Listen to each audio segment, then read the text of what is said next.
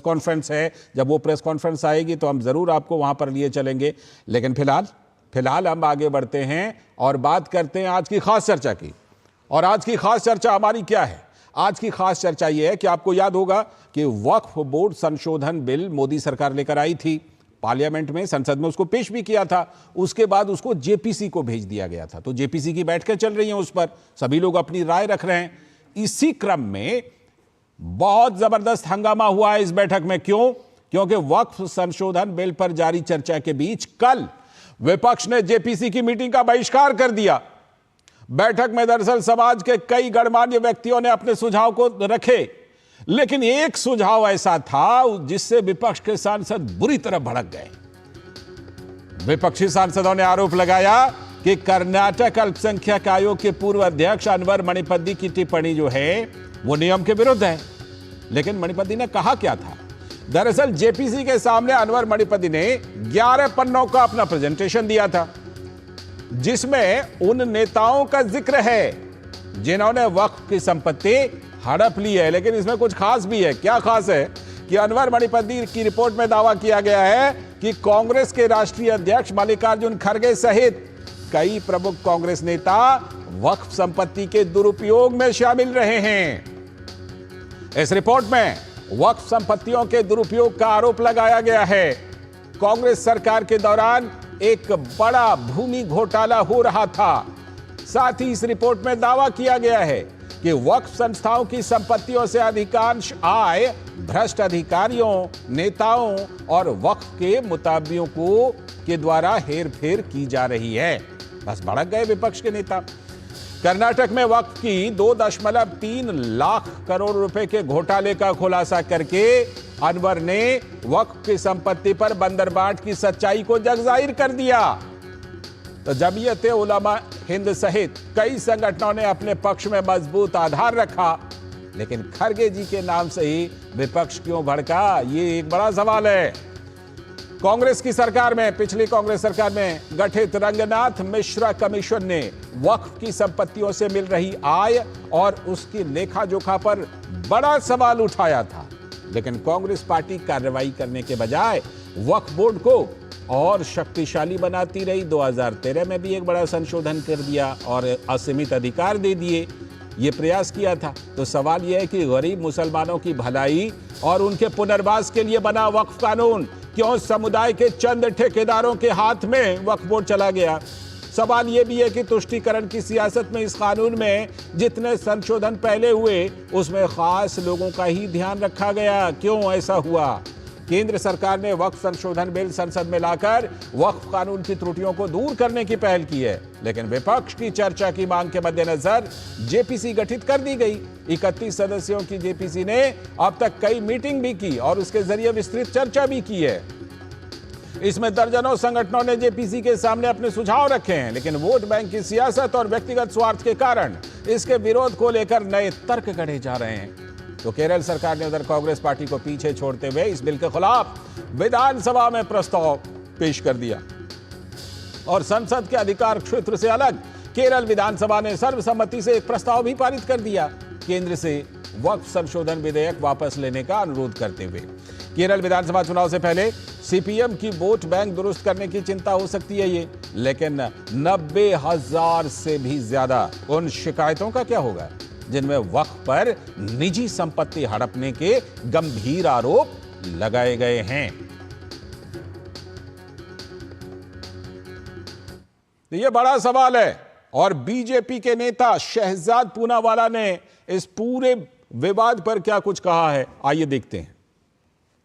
हमें पता है कि मणिपति कमेटी रिपोर्ट आई थी, हमें पता है कर्नाटका में उप लोकायुक्ता की रिपोर्ट आई थी कि 2 लाख करोड़ का वक्फ का घोटाला कर्नाटका में किया गया था।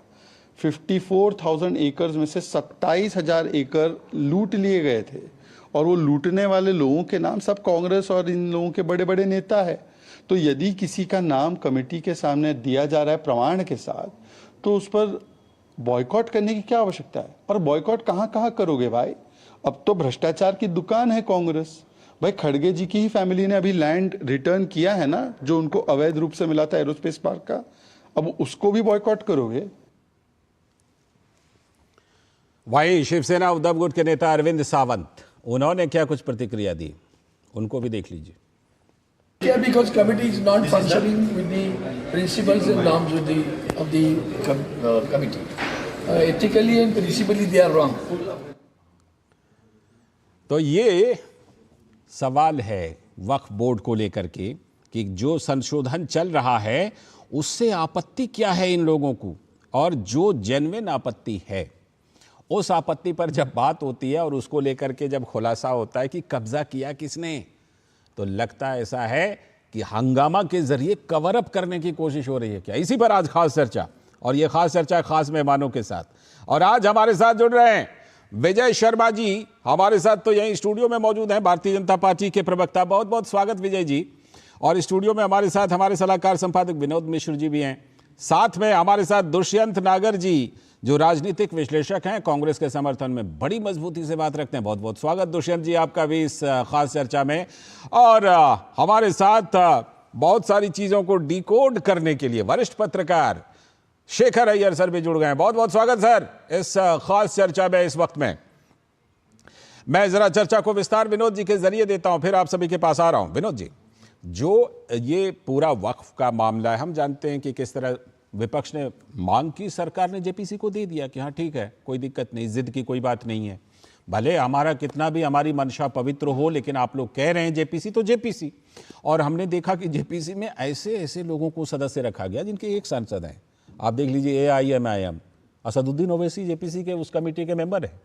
लेकिन अब जब वहां खुलासा हो रहा है वास्तविकता का, जब असलियत सामने आ रही है कि कब्जा किया किसने किसने है, तो अब उसको कवर अप करने के लिए ये हंगामा हो रहा है चर्चा करने के बजाय। विनोद जी, मैं आपकी रिपोर्ट से आता हूं, तो एक सवाल मेरे मन में है कि क्या कोई कानून संविधान से ऊपर हो सकता है क्या? और यार कोई कानून संविधान से ऊपर होने का दावा करते हुए व्यवस्था बनाए तो क्या उसको चुनौती नहीं दी जा सकती है क्या?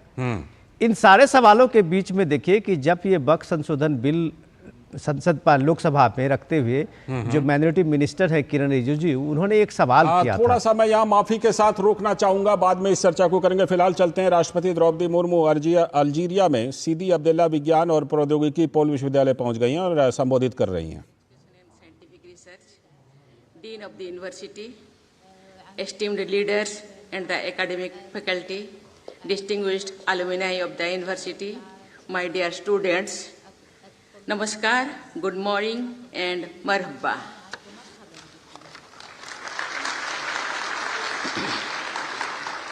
I am delighted to be here with all of you today.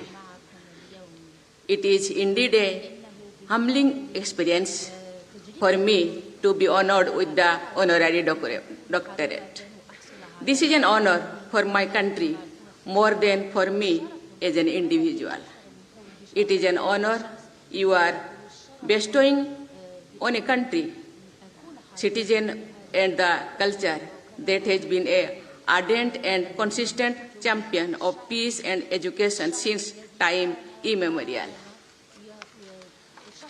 I am grateful to Scientific and Technological Hub, Mater Ihadaden Abdel Hafid Sidi Abdallah, for thinking of me and my country for this unique honor.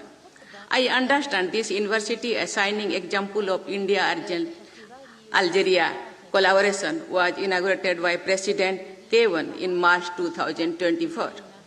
Yesterday, firsthand, I witnessed President Tebboune's foresight and vision for new Algeria, where science and technology will be at the forefront.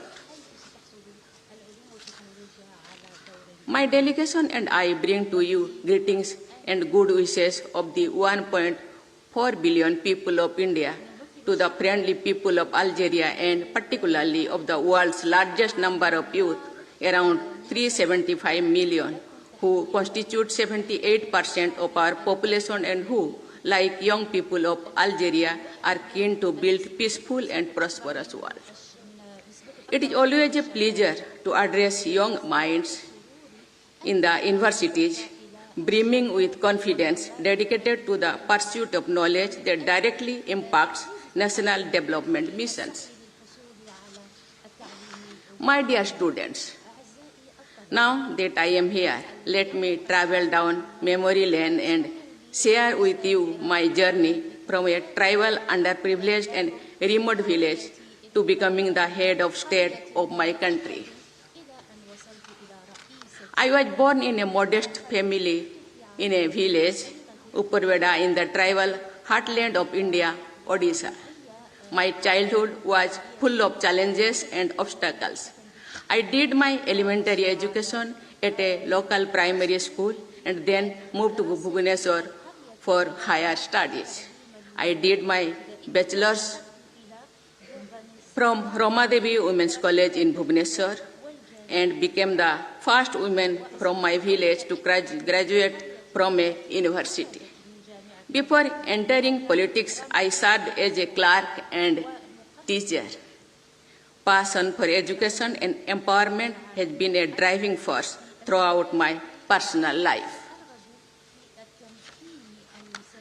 As a teacher, I tried to play my humble role in steering lives of my students, especially women students, try to instill in them the values of knowledge, resilience, and compassion. I dedicated myself to serving my nation thereafter. I am now the first person from a tribal community and also a youngest to occupy the highest office of the Republic of India. Friends, a key pillar of India's rapid economic recovery is technology-led and women-led growth. The massive digital transformation taking place in India, never seen anywhere in the world stage, has encouraged the participation of women in the workforce. There are about 36% of women out of 4.4 million professionals working in our IT sector.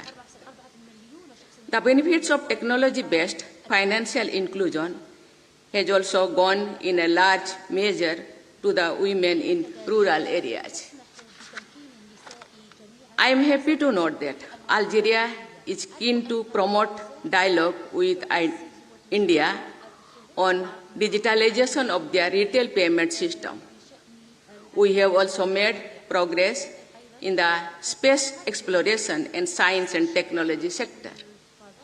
Our Gaganyaan mission, planned to be launched next year, will a team of Indian astronauts in the space abroad, in India's first human space flight.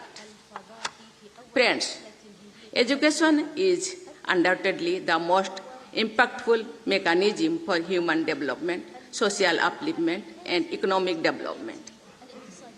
It brings equality and neutralizes societal inequalities, ensuring that the benefits of growth reach even the most marginalized. Education is a means not only for individual empowerment but for national development as well. In recent years, India has made considerable progress in the field of education. Our literacy rates has gone up significantly. India has one of the world's largest higher education systems with over 58,000 higher education institutions and more than 43 million students enrolled for higher education.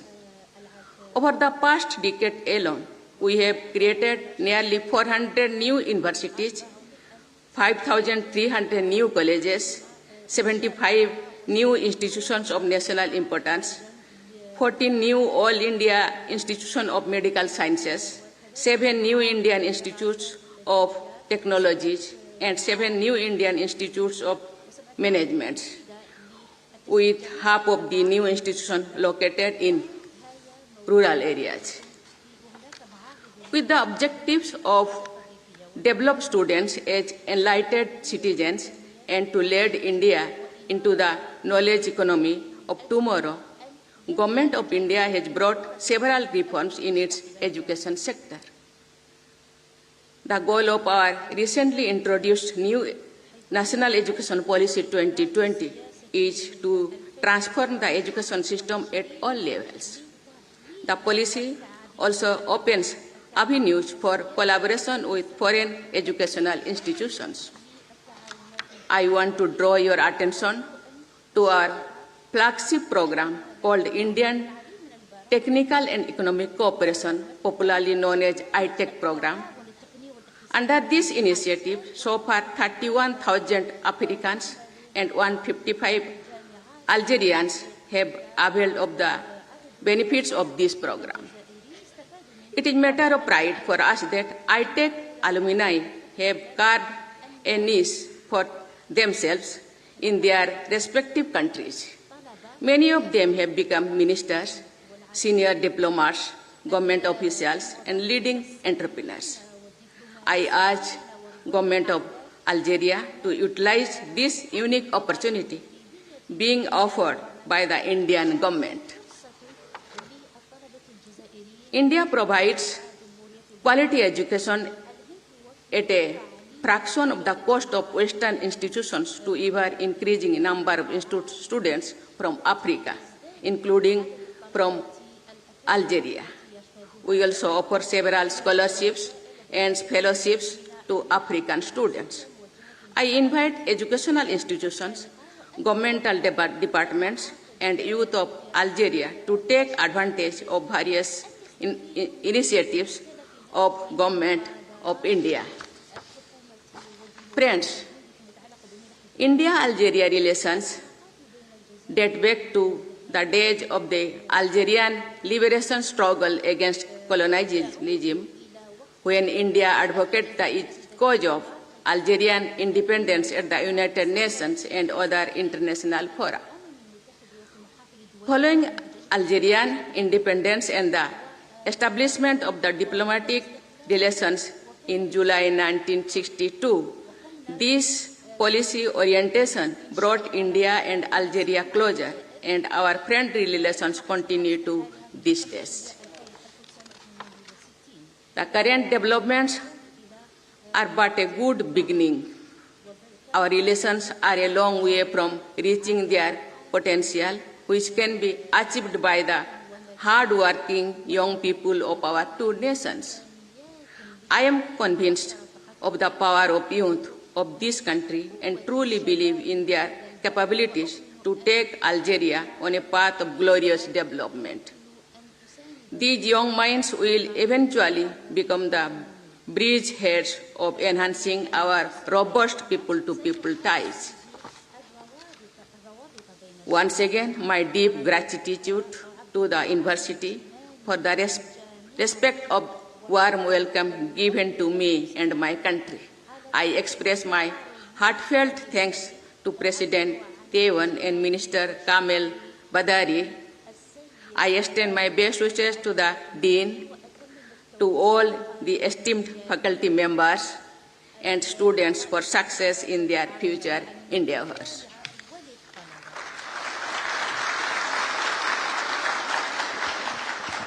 To my young friends, may you be the enlightened citizens of New Algeria and a vibrant bridge building relations between India and Algeria.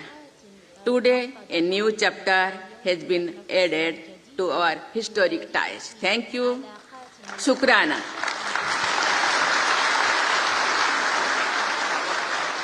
Our thanks to Her Excellency. We invite her to remain here on stage as we call upon the Minister of Higher Education and Scientific Research, Kamel Badari. अल्जीयर से देख रहे थे और Algeria की राजधानी Algiers में राष्ट्रपति द्रौपदी मुर्मू, जैसा कि आप जानते हैं कि इन दिनों वहां की यात्रा पर हैं, वहां पर उन्होंने अल्जीयर्स में सीदी अब्दुल्ला विज्ञान और प्रौद्योगिकी पोल विश्वविद्यालय गई थी और वहां पर वो संबोधित कर रही थी। उसी का सीधा प्रसारण आप देख रहे थे। और अब हम जरा आपको दिखाते हैं कि रेल मंत्री अश्विनी वैष्णव ने मंगलवार को महाराष्ट्र के देवलाली से बिहार के दानापुर के लिए शेतकारी समृद्धि विशेष किसान रेलगाड़ी को वीडियो कॉन्फ्रेंसिंग के जरिए हरी झंडी दिखाकर रवाना किया। यह विशेष रेलगाड़ी नासिक से किसानों के साथ साथ उनकी उपज को भी महाराष्ट्र से देश के दूसरे राज्यों में पहुंचाएगी। महाराष्ट्र के किसानों को अब इस विशेष किसान रेलगाड़ी से प्याज, अंगूर और अन्य कृषि उत्पादों को समय रहते हुए दूर दराज के इलाकों में लेकर जाने में सहूलियत होगी। इस ट्रेन में छोटे बड़े सभी किसानों के कृषि उत्पादों के लिए पार्सल वैन के साथ साथ जनरल कोच भी होगा, जिसमें किसान सफर भी कर सकेंगे।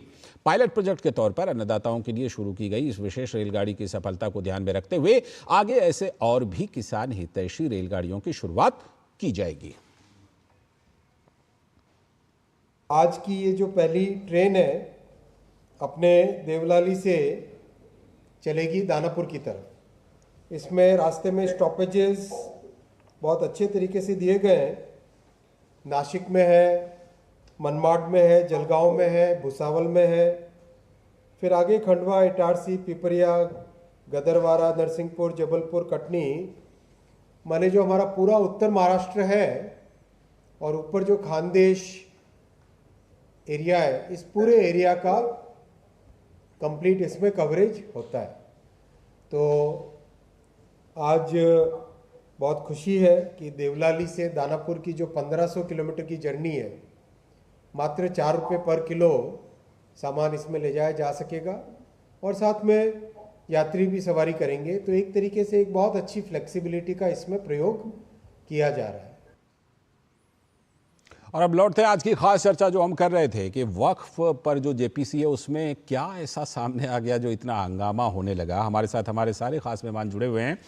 विनोद जी हमारे साथ यहाँ पर हैं ही, हमारे सलाहकार संपादक विनोद मिश्रा, साथ में विजय शर्मा जी भारतीय जनता पार्टी के प्रवक्ता, शेखर अय्यर जी वरिष्ठ पत्रकार और दुष्यंत नागर जी राजनीतिक विश्लेषक और कांग्रेस के समर्थन में मजबूती से बात रखने वाले। विनोद जी आप बात पूरी कर रहे थे, ऐसा क्या सामने आ गया जो इतना हंगामा बरतने लगा वक्फ की जेपीसी में? तो मैं वही कंटिन्यू करता हूँ कि ये हंगामा क्यों बढ़ पा, जैसे कि आपने इसमें रखा भी है रिपोर्ट के नाम में। तो ये हंगामा बढ़पने का जो है कारण जो सीधे सीधे ये है कि जिस बिल पे चर्चा करते हुए जब किरण रिजिजू साहब जो अल्पसंख्यक मंत्रालय के मंत्री हैं, तो उन्होंने ये चर्चा करते हुए कही थी कि उन्होंने कहा था कि ये पूरे के पूरे बूढ़ा वक्फ बोर्ड जो संचालित हो रहा है वो लगभग यहाँ पे भू माफियाओं का राज हो गया। उन्होंने कहा कि जिस तरह की जमीनों की लूट हो रही है उसी की चर्चा करते हुए उन्होंने कर्नाटक की उस समय में भी चर्चा की थी। बिल को जब उन्होंने टेबल किया था तो उन्होंने कहा कि हजारों एकड़ जमीन कर्नाटक में कैसे उसके लैंड यूज चेंज करके उसको पूरे के पूरे कमर्शियलाइज कर दिया गया था, उसमें किसके वो खाते में गया, वो प्रॉफिट किसने हड़पा। तो वो सीधे उठा रहे थे सवाल कि ये संविधान से ऊपर कोई कानून नहीं हो सकता और यह बिल किसी भी रूप से किसी के धार्मिक स्वतंत्रता और आज़ादी पे कभी भी कोई सवाल नहीं खड़ा करता, न उसके अधिकारों का हनन करता है। लेकिन इसके बावजूद अगर जो इस बिल पे लगातार जेपीसी में आप देख रहे हैं कि लगभग 10 मीटिंग हो चुकी है, लोग अपने अपने तर्क और अपने अपने चीज़ों को लेके आ रहे हैं। उसके साथ आपने ये भी देखा कैंपेन चला कि इस बिल के आ जाने के बाद, कानून बनने के बाद मस्जिद छिन जाएंगे, ये छिन जाएंगे, मुसलमानों के अधिकार छिन जाएंगे। लेकिन ये सवाल किसी ने नहीं रखा जो कल कर्नाटक के जो फॉरवर्ड माइनॉरिटी जो कमीशन के जो वहाँ अध्यक्ष थे, उन्होंने जब ये बात अपने 11 पेज की रिपोर्ट को खुलासा किया और उन्होंने कहा कि वक्फ की जमीनों की कैसे लूट और बंदरबाट कांग्रेस की सरकार में हुई है, उसमें पार्टी अध्यक्ष मल्लिकार्जुन खड़गे के सहित में 5-6 कांग्रेस के नेताओं का नाम लिया, तो वो बवाल हुआ और वही हंगामा बड़पने का बिल्कुल वो हंगामा। अब सवाल ये है कि मुडा स्कैम के बाद और सिद्धार्थ बिहार स्कैम के बाद जब खुलासा हुई और इसके साथ ये वक्फ का वो सीक्वेंस जुड़ा, तो शायद कांग्रेस को अब ये लगने लगा है कि बायकॉट से अलावा उनके पास कोई चारा नहीं होता, कि उनके पास कोई तर्क नहीं है। बिल्कुल, लेकिन कांग्रेस का क्या तर्क है इसके लिए जुड़े तो थे दुष्यंत नागर जी, अभी फिलहाल हमसे जुड़े हुए नहीं हैं, लेकिन शायद फिर से जुड़ जाएंगे तो उनका तर्क जरूर जानेंगे। पहले शेखर सर के पास चलते हैं। शेखर सर, मतलब अगर कहा जाए तो असलियत आने, झूठ तो ज्यादा देर तक चलता है नहीं, असलियत सामने आने लगी तो हंगामा बरपने लगा। बिल्कुल लालचंद जी, देखिए ये कानून की आवश्यकता क्यों पड़ी, ये संशोधन बिल क्यों लाया गया, 2013 में भी इस तरह एक संशोधन हुआ था, लेकिन यूपीए सरकार ने उसको कभी कार्यान्वयन नहीं किया क्योंकि इतना प्रेशर बिल्डअप था वेस्टेड इंटरेस्ट से। देखिए बात क्या है कि 8 लाख एकड़ से ज्यादा वक्फ बोर्ड की जो संपत्ति है उसमें कई एनक्रोचमेंट्स है, कई उसमें कब्जा हुआ है। अब कब्जा किसने किया है? जो लोग वक्फ बोर्ड के चलाने वाले ही उसको कब्जा करके रखे हैं। तो अभी और ऐसा उसमें कानून, पहले कानून में था अगर वक्फ बोर्ड की मामले को लेकर कोई कोर्ट नहीं जा सकता, कोर्ट का कोई रोल नहीं है उसमें, वक्फ बोर्ड ही तय करेगा। चीजों को लेकर काफी कंप्लेंट मिलने के बाद केंद्र सरकार ने ये संशोधन बिल लाया और जैसे बिल लाया वही बातें आई, भाई आप मुसलमान की हक छीनने के लिए ये काम कर रहे हैं, ये वो करके बहुत कुछ। और ऑपोजिशन का अपना वोट बैंक पॉलिटिक्स के ध्यान रखते हुए उन्होंने बिल बिना पढ़े, बिल को लेकर जो बातें रखी गई सरकार की तरफ से वो ना सुन के उसको विरोध किए। लेकिन जैसे अभी जेपीसी की गठन हुई है, क्योंकि सरकार ने ही कहा कि ऑपोजिशन इसको जेपीसी माध्यम से इस कानून को पूरा मतलब क्लॉज बाय क्लॉज स्टडी करके जो भी आपत्ति है आप सामने ला सकते हैं। लेकिन जैसे जेपीसी की बैठक शुरू हुई है, हम देख रहे हैं जब पब्लिक हियरिंग हो रही है, लोग आके डिपोज कर रहे हैं, इनकी आपत्ति है भाई आप बाहर के लोग क्यों बुला रहे हो। और इस पे ऐसा है कि कोई भी नागरिक जाके अपने बात रख सकते हैं। अच्छा, वक्फ बोर्ड मामले में कई बातों रखने वाले केवल मुसलमान नहीं है, गैर मुसलमान लोगों के पास भी कुछ तख्ते हैं जो जेपीसी सामने रखना चाह रहे हैं। और ऑपोजिशन की आपत्ति यही है, भाई इन लोगों को क्यों बुला रहे हो, गैर मुसलमानों को क्यों बुला रहे हो। और ये जो बातें जो रखे है ना मणिपति, अनवर मणिपति, ये फॉर्मर चेयरमैन है कर्नाटक के अल्पसंख्यक कमीशन के चेयरमैन है और ये इन और कर्नाटक के अल्पसंख्यक फाइनेंस कॉर्पोरेशन के भी अध्यक्ष रह चुके हैं। तो इनके पास जो रिपोर्ट है वो रिपोर्ट उन्होंने तैयार किया था जो कर्नाटका में वक्फ बोर्ड की जो संपत्ति है कई राजनेता के पास कब्जा करके है उनके पास, उसमें कई नाम आए, उसमें कांग्रेस अध्यक्ष बिल्कुल वो नाम धीरे धीरे आ रहे हैं। मैं लौटता हूं सर आपके पास, विजय शर्मा जी। ऐसा लग रहा है जैसे भाई सब कुछ मिल बांट के चल रहा था, पहले बोर्ड का गठन हुआ, फिर उसमें समय समय पर बढ़िया बढ़िया संशोधन हुए, ऐसे संशोधन हुए जो बहुत अच्छी तरह सुहाए, अच्छा लगा कि भाई ये संशोधन तो बड़ा अपने फायदे का है, इसलिए होने दो, संशोधन का मजा लो। और अब जाकर के जब हकीकत सामने आ रहा है तो इस तरह की प्रतिक्रिया आ रही है, आपने लगता है एक साथ बहुत सारे लोगों के हितों पर चोट पहुंचा दी है क्या विजय शर्मा जी? देखिए लालचंद जी, मुझे लगता है ऐसा है कि जैसे बिल में गरम तेल के छींटे मार देते चींटियां बाहर आ जाती हैं, वैसे इनके जो भ्रष्टाचार की कलई वो खुलने लग गई और ये तिलमिलाने लग गए। आप मुझे बताइए, जेपीसी जो है एक प्रक्रिया के तहत आगे बढ़ती है, अभी वो प्रक्रिया चल रही है, आप अपने जो भी सुझाव है रखिए। उससे पहले किस तरह के इन्होंने प्रयोग किए हैं कि क्यूआर कोड लगा दिया मस्जिदों के सामने, एक ही तरह के भेज दिए गए। अब किस तरह से खड़गे जो है इनके कांग्रेस के अध्यक्ष हैं, उनके ऊपर ही उंगली उठ गई, वो भी भ्रष्टाचार में शामिल होने के आरोप उनके ऊपर लग रहे हैं। तो कांग्रेस और इनके जो इंडी गठबंधन के जो सहयोगी दल हैं वो अपनी इज्जत बचाने में लगे हुए हैं, क्योंकि उनको जिस तरह से सामना करना पड़ रहा है सच्चाई से, वो ये चाहते हैं कि हम कैसे भागें। लेकिन ये जो है ये मोदी सरकार है, यशस्वी प्रधानमंत्री के नेतृत्व में एक एक भ्रष्टाचारी जेल के अंदर होगा, एक एक इंच जमीन जो भी गलत तरीके से किसी के हाथ में वो वापस होगी। आपने देखा होगा रामपुर में जो अभी उत्तराखंड में 200 बीघा जमीन जो संजय गांधी के दोस्त थे अकबर डंपी, उनके कब्जे में। तो ये जो नेक्सस है ना, इसको तोड़ने की कोशिश की गई है इसके द्वारा, जो ये 2013 में 1995। देखिए सारे लोग आसान नहीं होगा क्योंकि सारे लोग इकट्ठे हो रहे हैं। बिल्कुल लालचंद जी, भ्रष्टाचारी जितने मर्जी इकट्ठे हो जाएं, अच्छा, देश हमारे साथ है, दुष्यंत नागर जी लोग हमारे साथ हैं। ठीक है दुष्यंत नागर जी, स्वागत फिर से एक बार। दुष्यंत नागर जी, ये क्या हुआ वक्फ बोर्ड में, हो क्या रहा है? अब जाकर के जब नाम सामने आ रहे हैं तो अब वहां पर हंगामा करके क्या बच जाएंगे? जो असलियत चीजें आ रही हैं वो तो अब आएंगी, वो तो चीजें जब बैठक होंगी तो ये चीजें तो निकल करके आएंगी। अगर मान लीजिए किसी ने भी कब्जा किया, उसका नाम तो आएगा कि भाई वक्फ पर इन्होंने कब्जा किया था, वक्फ की जमीन पर, तो हंगामा क्यों? सर, शर्मा जी ने अभी किसी का नाम लिया था। हाँ, अकबर अहमद डंपी का नाम लिया। कांग्रेस पार्टी के कभी सदस्य नहीं रहे, वो भाजपा के सदस्य रहे, बसपा के सदस्य रहे। वो मैंने संजय गांधी के मित्र बताए थे। उनकी पत्नी और पुत्र आपकी पार्टी के सदस्य हैं। श्रीमान जी, ऐसा नहीं होता, हर एक किसी को उठाते हैं आप कांग्रेस से पेंट कर देते हैं, गलत बात है। कांग्रेस राष्ट्रीय पार्टी है। श्री मल्लिकार्जुन खड़गे आज नेता प्रतिपक्ष हैं, कांग्रेस के राष्ट्रीय अध्यक्ष हैं, इसलिए उनके ऊपर आरोप लगा रहे हैं। 10 साल से आपकी सरकार थी, आपने आरोप नहीं लगाया। आरोप के समर्थन में साक्ष्य भी तो दे रहे हैं। सुधार की बात कर रहे हैं आप, वक्फ की संपत्तियों पे और नया कानून बनाने की बात कर रहे हैं। 10-11 साल से आपकी सरकार है, आपने इसके ऊपर कभी संज्ञान नहीं लिया। 2004 में जब आपको लगा कि आपकी पकड़ देश की जनमानस पे कमजोर हो रही है और नए मुद्दे खड़े हो रहे हैं, बेरोजगारी, भ्रष्टाचार और महंगाई, किसानों के मुद्दे, तो आप ये नए मुद्दे लेंगे। मुझे तो लगता है मुद्दे को आप डाइवर्ट कर रहे हैं। नागर साहब, आप मुझे 2-3 बातों का जवाब दीजिए। नागर साहब, मुझे 2-3 बातों का जवाब दीजिए। अगर हम आते ही कोई कार्य करते हैं तो आपने अभी शुरू कर दिया। अरे आप मुझे बताइए, शुभ कार्य जब शुरू हो जाए तभी ठीक है, आपको दिक्कत क्या है? अगर कानून सम्मत चीज हो जाए, आप मुझे बताइए, आप वक्फ बोर्ड का सेक्शन 40 पढ़िए, क्या कहता है सेक्शन 40 कि आप ट्रिब्यूनल के अलावा कहीं नहीं जा सकते हो। संविधान में कहीं लिखा है क्या?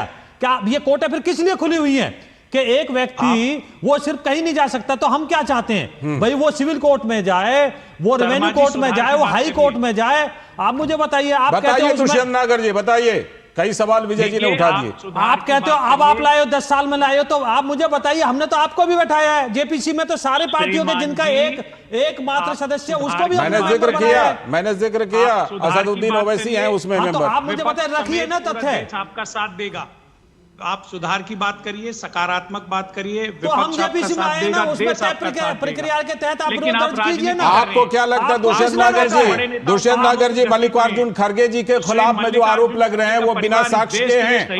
वहां पर वो साक्ष्य दे रहे हैं। वापस लौटाई है, वो प्रतिपक्ष के नेता है ना, उन्होंने जमीन वापस क्यों लौटाई? वो भी भ्रष्टाचार की जमीन थी ना, तभी लौटाई ना। आज हम वक्त पर रहेंगे, आज की चर्चा वक्त पर। आप इसके बहाने से माननीय खड़गे जी को उंगली उठाना चाहते हैं, उनके ऊपर कीचड़ उछालना चाहते हैं, ये नहीं होगा। तो आपको क्या लगता है कि जो सवाल उठ रहे हैं उसमें कोई दम नहीं है? दुष्यंत नागर जी, मुझे रखने दीजिए। देखिए, वो तो 2020 में विधानसभा के पटल पर रखी जा चुकी है रिपोर्ट। मैं क्या नई बातें कह रहा हूं, ये तो देश जानता है, रिकॉर्ड के ऊपर है। बताइए दुष्यंत नागर जी, ये कह रहे हैं बिल्कुल रिकॉर्ड पर है, साक्ष्य है। सारी मनगढ़ंत बातें। खड़गे जी अगर आज अध्यक्ष नहीं होते तो ये सवाल ना उठा। ये कोई तर्क नहीं, ये कोई तर्क नहीं हुआ, ये कोई तर्क नहीं हुआ। आप मुझे बताइए, वो एग्जेप्टेड है क्या? विनोद जी, भ्रष्टाचार के लिए एग्जेप्टेड है? मैं आप दोनों के पास आता हूं, आप दोनों कानून उन्हें एग्जेप्ट कर सकता है क्या? आप दोनों के पास आता हूं, आप दोनों के पास आता हूं। विनोद जी को मुझे शामिल कर दीजिए।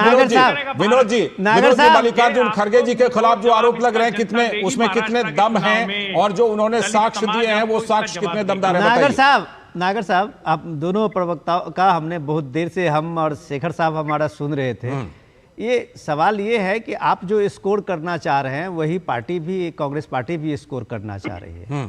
लेकिन सवाल है कि स्कोर करने के बजाय अगर आप इसको वोट बैंक से अलग समझें, इसे एक आप सोशल कॉज समझ लें, एक राष्ट्रीय मुद्दा समझ लें। अभी रानी लक्ष्मीबाई की मूर्ति लगने के साथ जो ईदगाह के मैदान में लगा, आप देख लीजिए बेवजह हंगामा कर किस तरह से हुआ कि एक रानी राष्ट्रीय नायक के मूर्ति लगने पे विरोध इसलिए हुआ कि वो मस्जिद के सामने के पार्क, डीडीए पार्क को बता दिया गया। देख लीजिए कोर्ट ने क्या फैसला दिया, और जब कोर्ट का इंटरवेंशन हुआ तब जाके वहां वो दिल्ली डीडीए जो है वहां मूर्ति लगा पाई, और उसके पहले वो नहीं लगा पाई थी। ये सब बात रहने दीजिए। तो हजारों इंपॉर्टेंट चीज ये बहस का है, नागर साहब जरा आप इंटेलेक्चुअल आदमी हैं। केरल विधानसभा ने प्रस्ताव पारित किया है, शेखर साहब ज्यादा बेहतर बताएंगे आपको। वक्फ संशोधन बिल पार्लियामेंट में, लोकसभा में मंत्री किरण रिजिजू ने रखा, उसकी चर्चा अभी हो रही है, जेपीसी है। केरल विधानसभा में सर्वसम्मति से पास किया गया है वक्फ संशोधन बिल के खिलाफ, और केंद्र सरकार को कहा गया है इसे आप अविलंब वापस लीजिए। बताइए कौन होता है केरल विधानसभा में ये बिल लाने वाला? तो ये कंपटीशन जो है, सुनिए आप सुन लीजिए, आप जितना ये सारी चीजें को तर्क गढ़ने लगते हैं, मैं सिर्फ फैक्ट्स रखता हूं, जवाब तो प्रवक्ता है ही, शर्मा जी देंगे।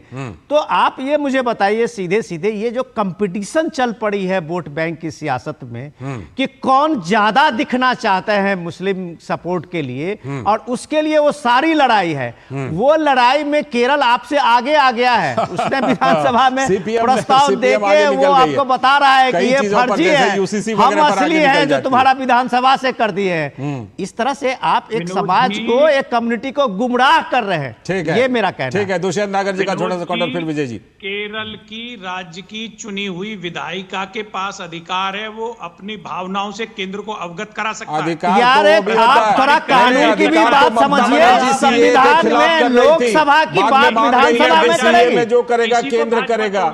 नागर साहब, ठीक है, नागर साहब सुनिए, विजय शर्मा जी छोटा सा काउंटर दीजिए। नागर साहब सुनिए, अभी बिल में कोई किसी तरह का बदलाव नहीं हुआ, उससे पहले ही वो करने लग गए। बिल्कुल, तो वो पहले ही तो करते हैं, यूसीसी आने से पहले ही सड़कों पर उतर आती है केरल सरकार। उनको क्या पता कि क्या अमेंडमेंट होने वाला है, तो वहां कंपटीशन है ना, वहां सीपीएम का, इन मुद्दों पर सीपीएम का कांग्रेस से कंपटीशन है। ठीक है, ठीक है, उसमें वहां कम्युनिस्ट भी शेखर सर को मुझे लाने दीजिए। शेखर सर जो बातें आ रही हैं, ये बताइए कि आमतौर पर राज्य जो है वो केंद्र के ऊपर कहते हैं कि केंद्र ने हमारे अधिकार में यहां हस्तक्षेप कर दिया, लेकिन जिस तरह का केरल सरकार कर रही है फेडरल स्ट्रक्चर पर, तो मुझे लगता है केरल सरकार हमला कर रही है अगर इस तरह की चीजें कर रही है तो। लालचंद जी, ये देखे सीधा सीधा 2024 में केरला में चुनाव है, वहां पे मुस्लिम वोट को लेकर कांग्रेस के नेतृत्व में यूडीएफ और वामपंथी के नेतृत्व में जो एलडीएफ, उन दोनों के बीच में होड़ लगी है। और इस बार लोकसभा चुनाव में सीपीएम की बहुत पूरी पराजय हुई है, केवल एक सीट मिला है 20 सीट से जी। और इसके साथ वक्फ जो संशोधन बिल के साथ वही हो रहा है जो पहले ट्रिपल तलाक के साथ हो रहा था, कानून के साथ, उससे पहले सिटीजनशिप अमेंडमेंट में एक्ट के साथ हुआ था कि पहले से एक मैंने दिया उदाहरण, ममता बनर्जी इसी तरह कर रही थी, सीए नहीं लागू होने देंगे, बाद में मान गई कि ये तो सेंटर से होगा। कानून की पूरे ये ना समझ के वो कानून को ऐसा अगर आप नैरेटिव शुरू कर देंगे ये माइनॉरिटीज खिलाफ है, मुसलमान के हक छीनने की बात है, तो ये सुधार क्यों लाया गया, ये सुधार किस आधार पर लाया जा रहा है, ये मुसलमान समुदाय से ही कंप्लेंट है। बिल्कुल, दुष्यंत नागर जी आपका छोटा जवाब। चाल चरित्र और चेहरा सामने आ गया, दुष्यंत नागर जी दीजिए जवाब। ये घबराए हुए हैं, इनकी चोरी पकड़ी जाएगी क्या, इसीलिए हंगामा हो रहा है क्योंकि चोरी पकड़ी जा रही है? देखिए, ये बिल लाने से पहले केंद्र सरकार को क्या चाहिए था, वक्फ बोर्ड के साथ में और मुस्लिम धर्म के जो बुद्धिजीवी हैं, जो उनके एनजीओ हैं, जो समाज में सुधार के लिए काम करते हैं, उनके साथ राय मशवरा करते। आपने राय मशवरा किया नहीं, आप तो सिर्फ अपना एक नेता की नागर साहब, जेपीसी से बड़ा राय मशवरा है क्या? आप कह रहे हैं, बताइए मुझे। नहीं, आप कह रहे हैं जैसे राजीव गांधी सरकार ने शाहबानो मामले में राय मशविरा किया और उसको मान लिया, उसी तरह करना चाहिए था, है ना? बड़ा है क्या जेपीसी का मतलब क्या है? जेपीसी कहाँ लाने वाले थे आप? तो ठीक है, अब तो जेपीसी आ गई, आप हंगामा क्यों कर रहे हैं? आप आराम से बात रखिए वहां पर अपनी अपनी। अब तो आइए ना, चर्चा कीजिए ना, अब तो जेपीसी है ना, करेंगे चर्चा। लेकिन अगर हंगामा क्यों, जब असलियत सामने आ रही है तो हंगामा क्यों? चलिए, इस पर हम लगातार सवाल पूछते रहेंगे। फिलहाल बहुत बहुत शुक्रिया दुष्यंत नागर जी, विजय शर्मा जी, शेखर सर, आपका भी बहुत बहुत शुक्रिया, और विनोद जी आपका भी इस चर्चा में जुड़ने के लिए बहुत बहुत शुक्रिया। तो आज की ये चर्चा कि लग तो यही रहा है कि जिनको जिनको फायदा हो रहा था, अब जब उनके नाम सामने आ रहे हैं तो लगता है कि घबराहट हो रही है और हंगामा इसी वजह से हो रहा है। फिलहाल आज के इस वक्त में इतना ही, लेकिन डीडी न्यूज पर खबरों और कार्यक्रमों का सिलसिला लगातार जारी है। नमस्कार।